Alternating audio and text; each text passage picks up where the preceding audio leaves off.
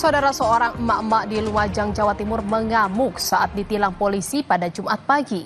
Ia ditilang polisi lantaran tidak memakai helm saat mengendarai motornya. Ke rumah sakit teriak, operasi ya. Ibu ini marah saat polisi menanyakan kelengkapan surat kendaraan miliknya. Ia diberhentikan polisi karena berkendara tanpa menggunakan helm. Sang ibu pun beralasan terburu-buru hendak ke rumah sakit sehingga tidak memakai helm saat mengendarai sepeda motor.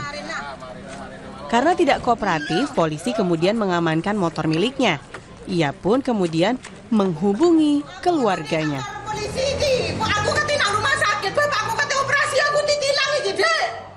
Usai menutup telepon, sang ibu pun melunak. Akhirnya ia pun memberikan surat-surat kelengkapan motornya kepada polisi. Setelah selesai dengan urusan tilangnya dengan polisi, motor sang ibu dikembalikan. Dan ia pun bisa melanjutkan perjalanannya kembali.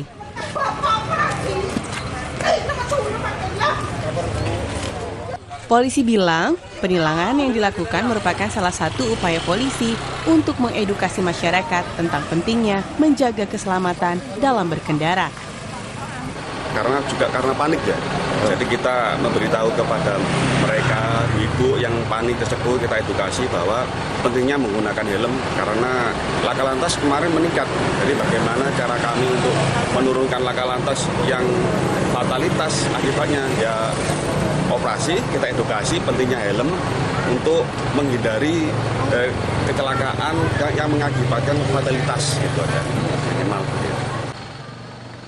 Selain mengamankan sejumlah motor, polisi juga menyita sejumlah truk pasir yang melanggar aturan jam operasional. Truk yang melintas juga tidak memakai terpal, serta tidak dilengkapi surat berkendara. Abdul Rohman, Kompas TV Lumajang, Jawa Timur.